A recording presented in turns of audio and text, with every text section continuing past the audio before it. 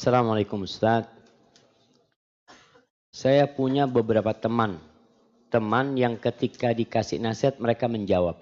Seharusnya agama tidak membebani umatnya. Beberapa aturan agama itu tidak logis seperti ta'aruf. Bagaimana cara menghadapi mereka di saat pengetahuan agama saya juga belum terlalu kuat. Dan kalau diajak ke pengajian mereka berpikir takut pengajiannya adalah pengajian sesat. Iya jemaah.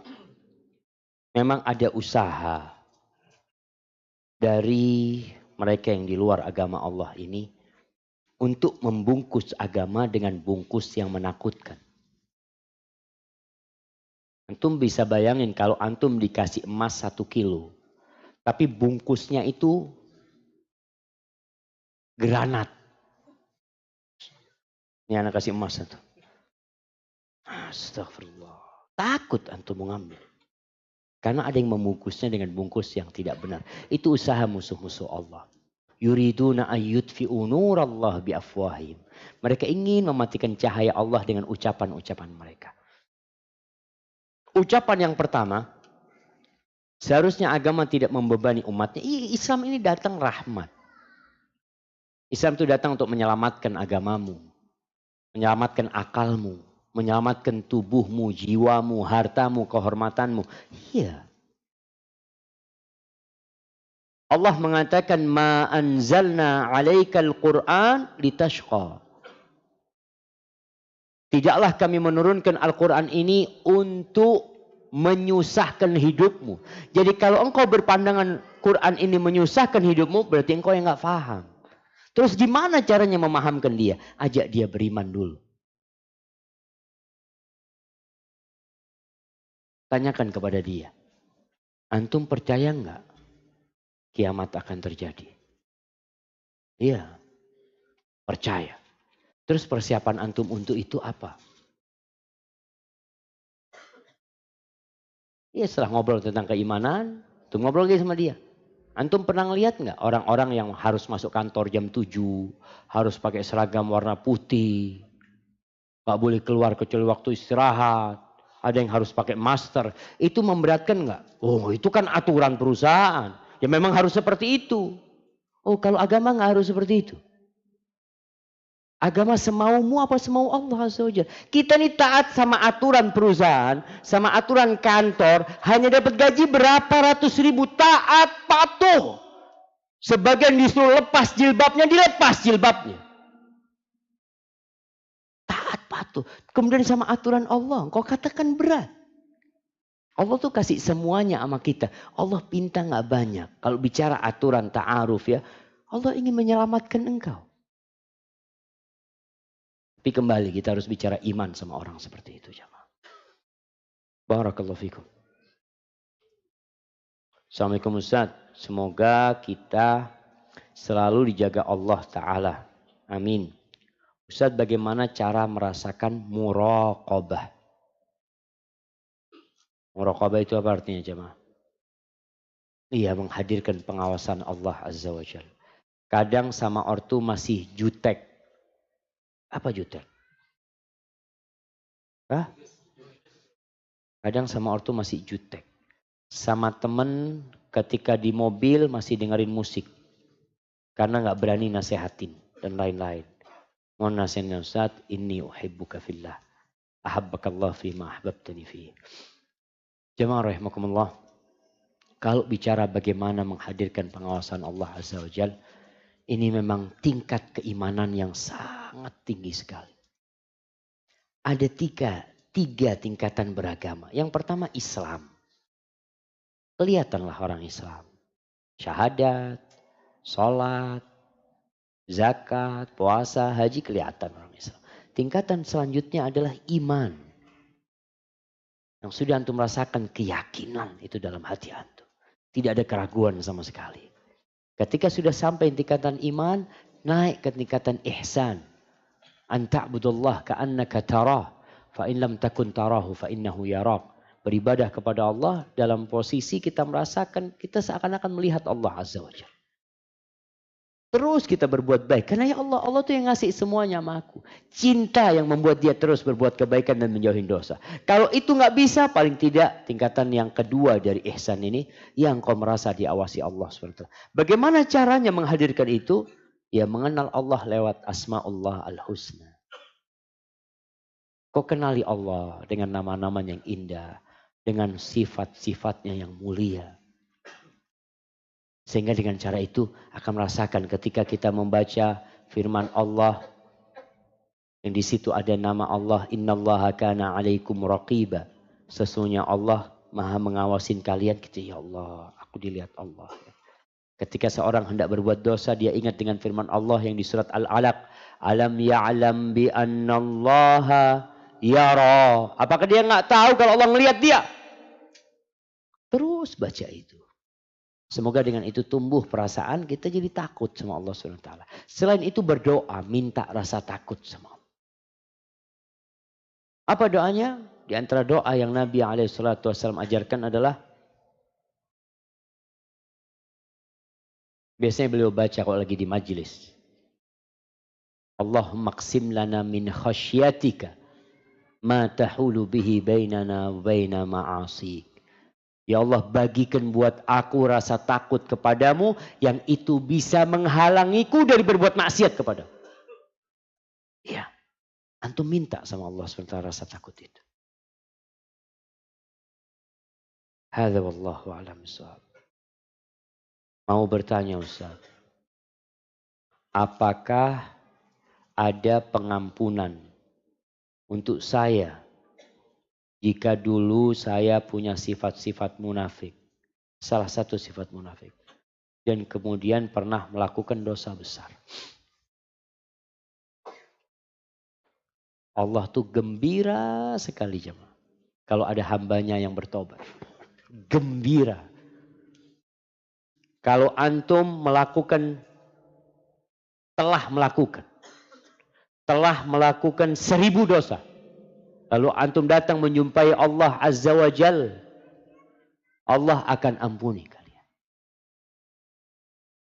Allah mengatakan, ya ibna Adam, lau ataitani, dalam hadis qudsi, lau ataitani biqurabil ardi khati'atan, thumma ataitani la tusyriku bi syai'an, la ataituka biqurabiha maghfiratan. Wahai anak Adam, andai kata engkau datang menjumpai aku dengan hampir sepenuh bumi ini dosa. Tidak ada satu jengkal pun tempat di bumi ini kecuali di situ ada bekas dosa antum. Lalu antum datang menjumpai Allah dalam kondisi bertauhid kepada Allah. Kata Allah, aku akan datang kepadamu dengan sepenuh bumi itu ampunan. Kalau dosa kita hampir sampai ke awan jemaah. Lalu kita beristighfar mohon ampun sama Allah. Allah akan ampuni dosa-dosa kita. Tapi taubatnya harus taubatan nasuha. Karena masih ada di antara kita yang taubat pura-pura taubat ya. Antum udah hijrah, alhamdulillah. Ana hijrah. Kapan ya? Sekarang, nanti malam, wallahu a'lam, nggak tahu. Iya, ada orang yang hanya kondisi. Ketika bersama teman-teman baik, dia jadi baik. Ketika berpisah, ganti lagi temannya, dia berubah lagi. Jangan. Karena nggak ada gunanya ketika antum taubat main-main. Allah mengatakan, ya ayyuhalladzina amanu, tubu ilallah, taubatan nasuha. Wahai orang-orang beriman, bertobatlah kalian kepada Allah dengan taubat yang semurni-murninya. Assalamualaikum Waalaikumsalam. Bismillah. Saya memiliki mertua yang apabila di depan saya dan suami beliau, saya memiliki mertua yang apabila di depan saya dan suami beliau selalu berbicara manis. Namun di belakang kami, beliau suka menjelek-jelekkan kami. Bagaimana cara saya dan suami menyikapinya, Ustaz? Jamaah, memang ada tip yang rusak. Ada tip itu kadangkala kalau diputar baik, kalau dibalik rusak suaranya. Nggak bisa. Ada model seperti ini, manusia-manusia yang bermuka dua. Yang kata Nabi SAW, inna min syiraril khalqi dzal wajhain. Termasuk manusia yang paling jahat adalah yang bermuka dua. Dia datang ke sana dengan wajah, datang ke sini dengan wajah, ya. Terus apa solusinya? Yang pertama, jangan anti memasukkan itu ke dalam hati. Apalagi kalau dapat informasi. Kenapa ini? Ini akhwat atau udah campur? Udah campur. Karena anti dengar informasi dia menjelek-jelekkan anti dari siapa? Jangan sampai ada orang yang ingin merusak hubungan anti sama mertua. Maka kalau ada orang yang mengatakan, mertuamu itu pura-pura baik sama kamu. Kita terima enggak nasihat itu? Omongan itu. Kita katakan bertakwalah kepada Allah. Ittaqillah. Kau jangan merusak hubungan aku dengan mertua baik. Perkara dia mau ngomong di belakang kita jelek, enggak ada urusan sama kita. Kita bermuamalah sama dia sesuai dengan apa yang kita lihat. Sambil kita mendoakan. Cuma kadangkala nih perempuan enggak tahan.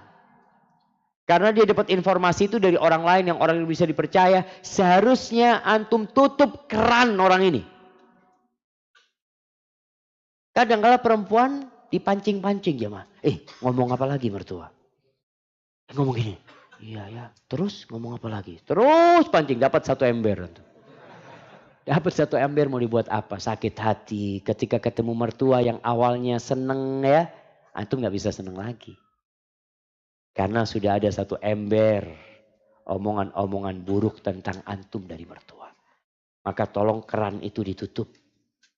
Kalau dia memang menghibain anti, nggak ada masalah. Apakah berkurang kebaikan anti? Kalau diribain orang lain, bertambah. Tinggal didoakan mertua. Barakallahu fikum. Assalamualaikum Ustaz. Waalaikumsalam. Saya seorang istri yang alhamdulillah memiliki seorang suami yang baik. Tapi suami ana sulit untuk mengungkapkan perasaannya. Terkadang datar. Apa yang harus saya lakukan? Apa maksudnya jemaah? Hah? Gak romantis ya? Nah, alhamdulillah. Lihatlah kepada kelebihannya. Alhamdulillah anti dikasih suami yang baik. Jangan suka membandingkan suaminya dengan orang lain. Kita tidak akan pernah bersyukur. Antum kalau naik motor tahun 93. Antum merasa di kampung itu paling nikmat. Kenapa? Karena semuanya Ustaz naik sepeda Ustaz. Cuma Anda yang naik motor Ustaz. Masya Allah. Tapi kalau antum datang ke kota yang banyak motor bagus-bagus. Antum jadi ya Allah. Ya Allah. Ya Allah. Bagaimana antum berjalan dalam kehidupan ini dengan kacamata kuda. Lihat ke yang di bawah antum. Anti alhamdulillah. Dapat suami datar tapi dia baik. Mungkin memang karakternya seperti itu. Jangan dipaksain. Tapi bisa nggak Ustaz karakternya dirubah? Bisa. Karena bahan dasar manusia ini dari apa tuh? Tanah. Tanah itu bisa dibikin gelas. Antum lihat bisa dibikin panci. Bisa dibikin ceret. Bisa dibikin piring macam-macam. Berarti harus ada usaha dari anti. Karena ada laki-laki yang Masya Allah jemaah. Nggak pernah bisa ngomong aku cinta kepadamu. Nggak bisa dia. Anak kok saja malu gitu loh Ustaz. Maka anti yang memulai. Perempuan tulis surat cinta sama suaminya. Harusnya nanti anak dianggap gimana gitu Ustaz. Loh anti yang minta sekarang dianggap gimana.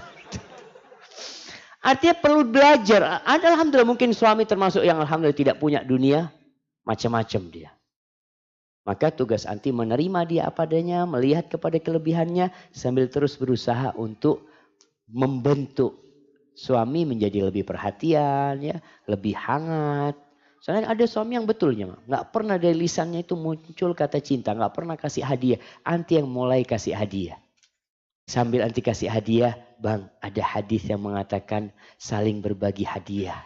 Insya Allah, biar suami beli hadiah gitu, maksudnya buat dia. Gak apa-apa yang cara seperti itu. Barakallahu fikum.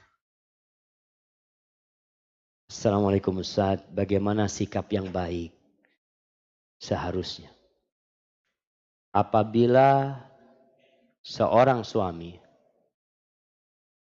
berlaku atau bersikap berbeda sekali. Di luar baik sekali. Terkenal baik.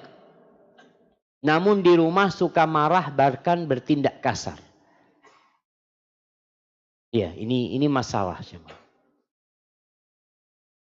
Kalau orang di luar rumah baik, di dalam rumah buruk berarti dia itu ria. Dia ingin pujian. Dia ingin sanjungan. Kok bisa seperti itu? Karena Rasulullah SAW mengatakan khairukum li ahli. Orang yang terbaik di antara kalian adalah yang paling baik sama istrinya, sama keluarganya. Tapi kalau antum baik di luar, di rumah buruk, antum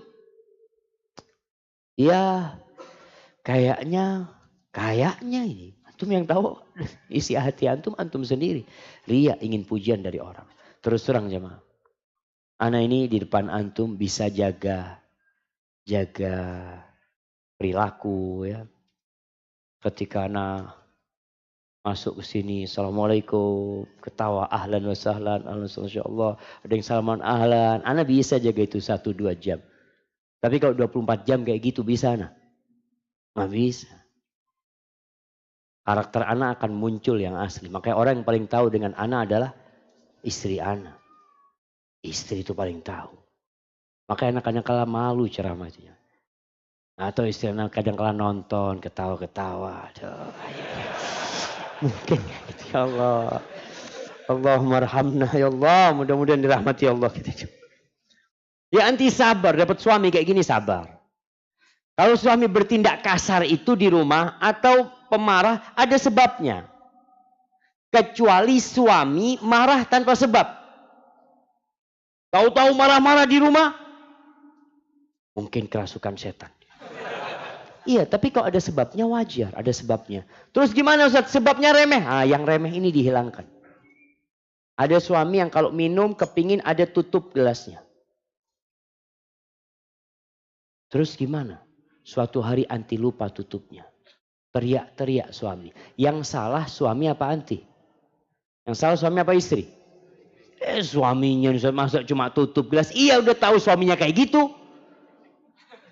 Dia yang tahu sama suaminya kayak gitu. Jadi gak usah diributkan lagi. Banyak perempuan yang dia itu masih bingung menyelesaikan masalah di rumah tangganya.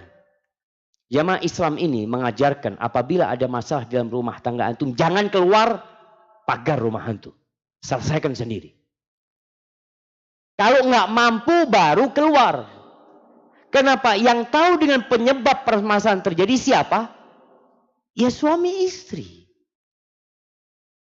Istri tahu suaminya ini Ustaz datangnya malam hari Ustaz jam 9. Kalau anak tanya dari mana marah-marah, jangan ditanya. Kan selesai jamaah. Jadi istri tahu nih suami kalau ditanya dari mana marah.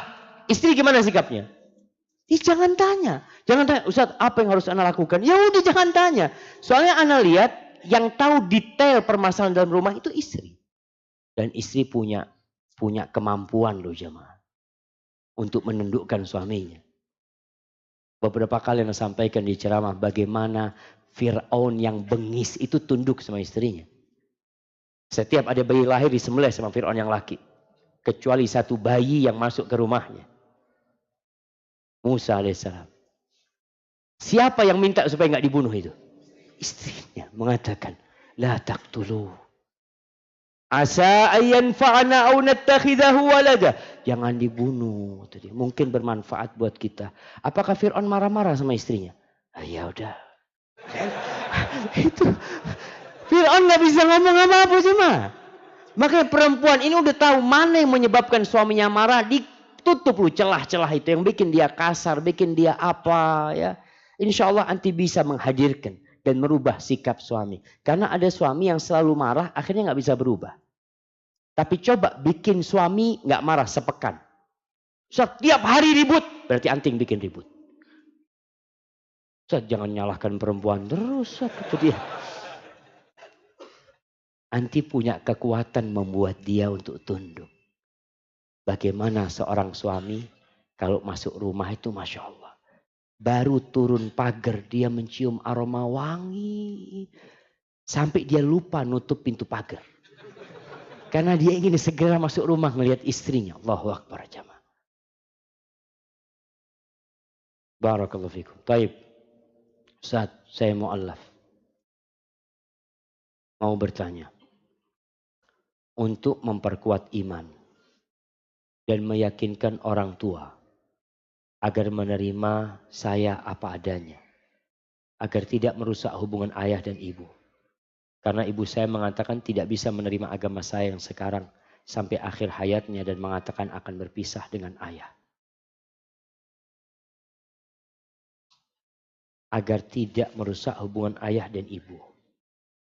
Karena ibu saya mengatakan tidak bisa menerima agama saya yang sekarang dan akan berpisah dengan ayahnya. Maksudnya ayahnya muslim juga mungkin. Iya, kayaknya seperti itu. Ini pertama kali saya ikut kajian. Masya Allah, sungguh senang berada di lingkungan ini. Sungguh luar biasa rasanya. Jemaah nih, kita harus peduli dengan saudara-saudara kita. Jadi kalau antum ada teman datang ya, antum gak pernah lihat dia datang kajian. Mungkin dia malu mau menyapa antum. Antum yang sapa dia duluan. Assalamualaikum mas, dari mana? Ngobrol sama dia. Kalau perempuan ngomong perempuan. Karena kalau perempuan ini juga apa ya? Lebih apa tadi? Jutek tadi jemaah. Hah? Iya jutek daripada laki. Ada perempuan gak kenal duduk di sebelahnya. Kemudian lututnya nabrak lutut dia. Ini nggak tahu adab. Astagfirullah. Dia ini baru datang. Anti luasin tempatnya kalau memang dia nabrak lututnya. Ini akhwat-akhwat yang udah pada ngaji tolonglah. Ini jemaah buat yang bertanya ini. Memang ketika kita memilih Allah dan Rasulnya. Ada banyak keindahan yang mungkin hilang di dunia ini. Mus'ab bin Umair ketika dia masuk Islam sama ibunya, padahal ibunya cinta banget sama Mus'ab bin Umair. Harapan Mus'ab dengan dia masuk Islam, ibunya akan ikut masuk Islam. Enggak. Malah ibunya marah dan semua kesenangan yang dia berikan kepada Mus'ab nggak dikasih. Sampai akhirnya Mus'ab itu kulitnya jamaah, dia mantan orang kaya yang dimanja. Sampai akhirnya kulitnya itu mengelupas seperti kulitnya ular.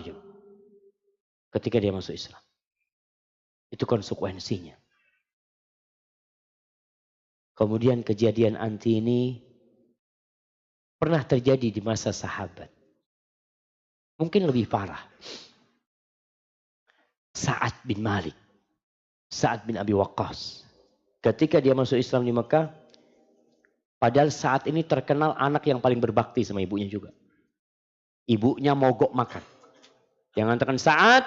Kalau engkau nggak tinggalkan Muhammad alaihi salatu wassalam, maka aku akan berhenti makan sampai mati dan kau akan dicela oleh masyarakat. Bahkan sepanjang masa engkau dikenang sebagai pembunuh ibunya. Akhirnya ibunya saat ini kalau mau makan sama keluarganya dibuka mulutnya dikasih makan jamaah. Benar-benar dia mogok makan. Saat kesian ya sampai kondisi ibunya itu kurus ya jamaah. Kritis kondisinya. Dia datang kepada bundanya mengatakan, ya ummah, wahai bunda, lau anna laki mi'ata nafsin, fa kharajat nafsun ba'da nafsin, wahai bunda, kalau engkau memiliki 100 nyawa, lalu nyawa itu satu persatu keluar dari dirimu, aku tidak akan tinggalkan agama Muhammad bunda. Sekarang kau mau makan, silakan makan, kau tidak, nggak usah makan. Ketika itu bundanya melihat, ini cinta yang di hatinya nggak bisa dirubah. Makan ibunya saat. Bagaimana kita menumbuhkan cinta itu jamaah kepada Allah dan Rasulnya. Nanti sekarang dapat hidayah. Mungkin akan diusir sama keluarga. Mungkin tadi ibu mengancam akan berpisah dengan ayah. Macam-macam ancaman dia. Tapi ketahuilah, sampaikan kepada ibu. Bunda, ana itu tidak beribadah kecuali kepada pencipta langit dan bumi ini. Yang menciptakan ana, menciptakan ibu, menciptakan ayah. Dan kita akan kembali kepadanya bunda. Dan ana berharap bunda dapat hidayah dari Allah SWT. Ketika akhirnya ibunya mungkin akhirnya berpisah sama bapaknya. Ya sudah. Nanti sudah berusaha dengan baik dan terus berbakti sama ibunya. Walaupun ibunya kafir, tetap dia berbakti sama ibundanya.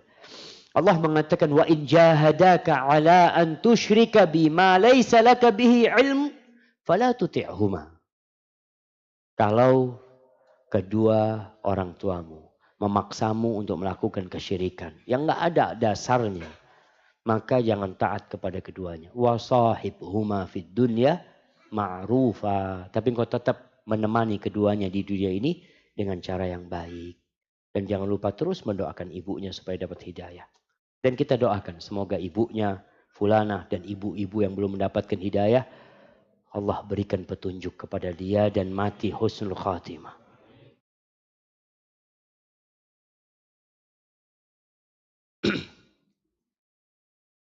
Assalamualaikum Ustaz. Waalaikumsalam.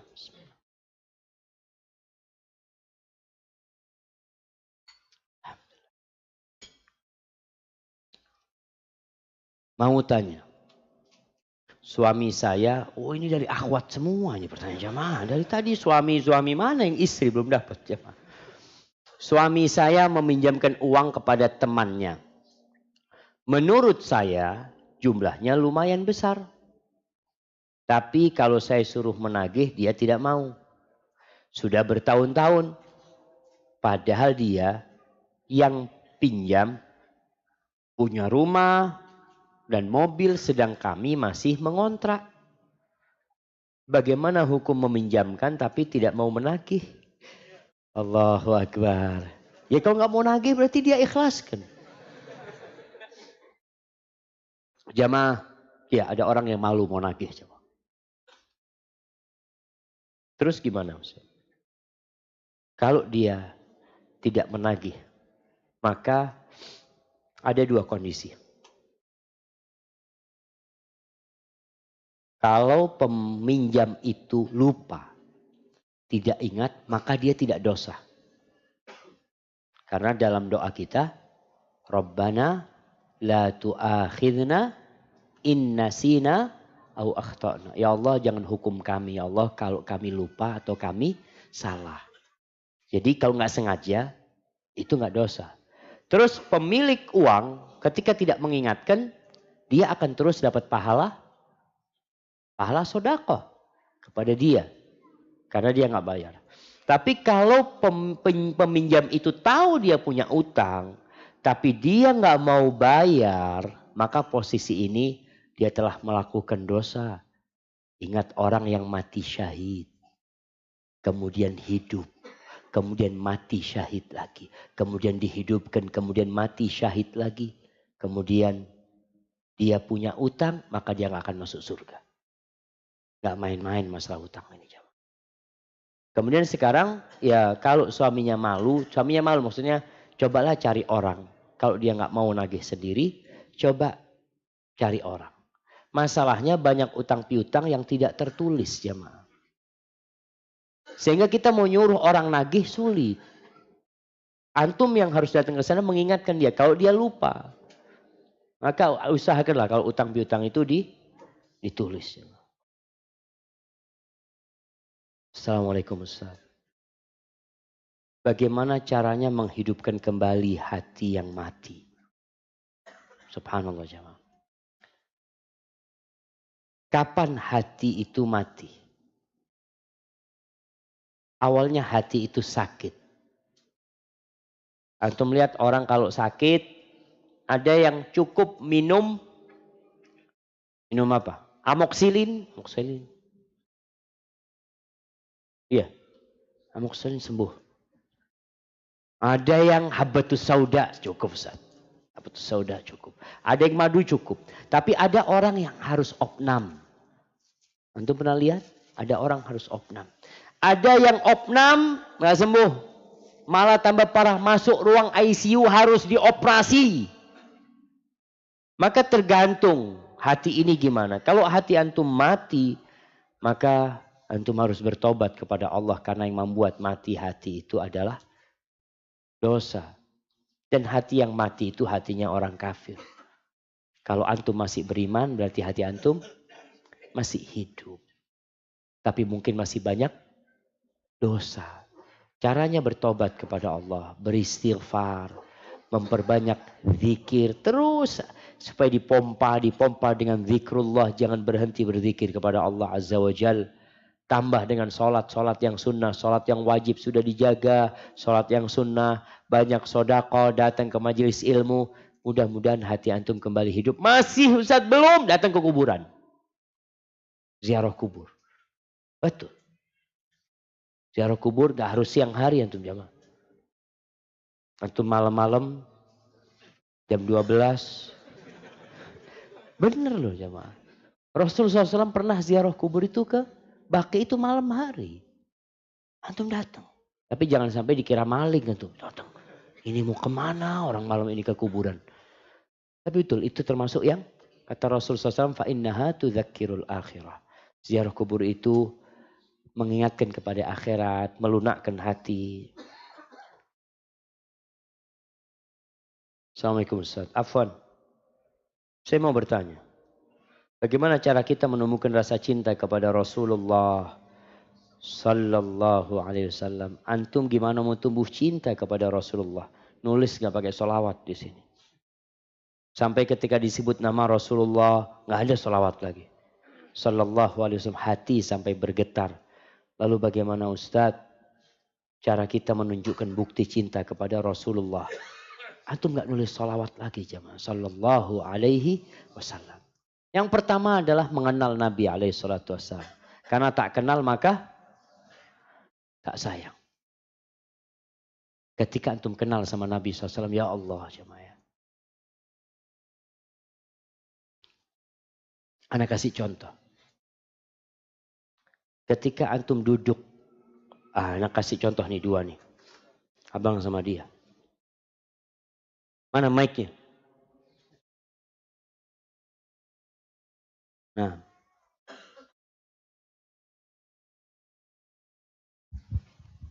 Kasihkan beliau. Pakai kacamata. Nah abang, anu tanya sama abang. Kalau abang baru pulang dari haji. Ada yang memberangkatkan haji.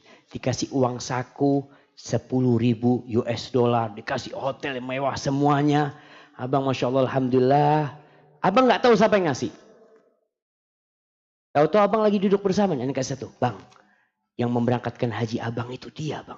Masya Allah. Gimana kira-kira abang akan bersyukur sama dia? Tapi nggak sungguhan Ustaz. Anak kasih hadiah buat antum. Masya Allah. Fadl. Yang penting antum pegang mic sudah nggak apa-apa. Iya jemaah. Kita tuh kalau tahu kebaikan Rasul SAW sama kita akan cinta sama Nabi SAW. Kita nggak kenal sama Nabi SAW. Pelajaran dulu SD ada pelajaran tentang Rasulullah SAW. Dan itu sangat sedikit dan hanya untuk menjawab soal di ujian. Dan ketika kita kecil ilmu kita hanya mengingat dan tidak menghayati. Sekarang saatnya antum baca lagi. Beli buku Perjalanan Hidup Rasul SAW. Ada satu buku namanya Fiqh Sirah. Karya Profesor Dr. Zaid bin Abdul Karim Az-Zaid. Ana nggak boleh mengiklankan buku di sini. Tapi buku itu bukan buku Ana dan Ana nggak jualan. Artinya kalau orang jualan di masjid nggak boleh. Buku itu bagus. Tapi mungkin ada beberapa salah terjemah. Tapi anak-anak rasa sudah mencukupi lah. Antum baca buku itu. Baca buku itu sekali, 2 kali, 3 kali. Sehingga antum cinta sama Rasulullah SAW. Dan banyak-banyak sholawat kepada Nabi alaihi salatu wassalam.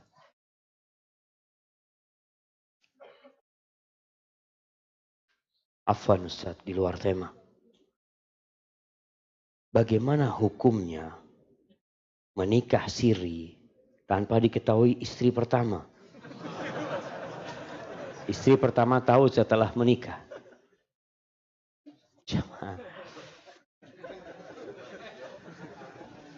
Jadi memang kalau antum nikah lebih baik terus terang. Walaupun ada yang terus terangnya nanti. Ya macam-macam ya. Laki-laki ini kalau bicara tentang poligami. Ya Allah bahagianya jamaah. Masya Allah. Semangat.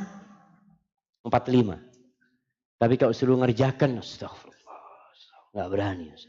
Akhirnya sembunyi gitu. Tapi menikah sejatinya jamaah. Tidak harus izin istri pertama. Karena istri yang mana yang memberikan izin jamaah.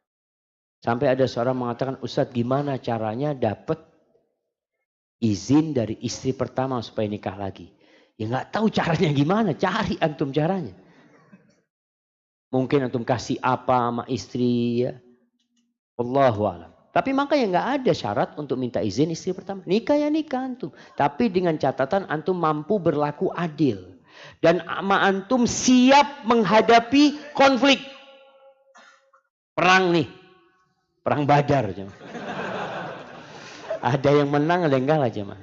Dan tolong yang menikah lagi nih. Yang menikah lagi ini kadang-kadang gak siap dengan konflik.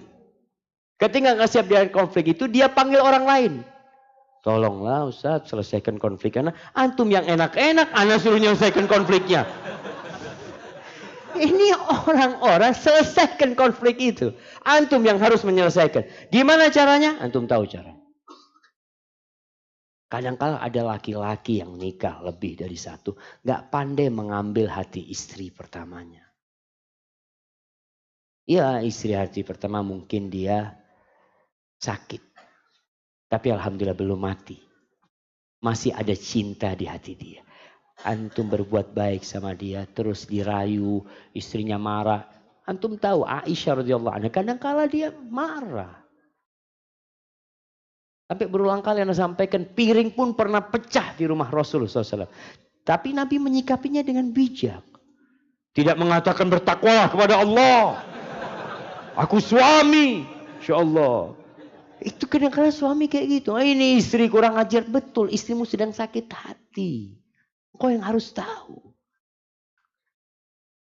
Dan ada yang mengatakan lebih baik minta maaf daripada minta izin. Kalau minta izin gak dikasih. Kalau minta maaf, afwan, ukhti, afwan, enak banget afwan. Tapi gimana ini udah takdir ilahi. Masya Allah. Ini... Nah, jemaah.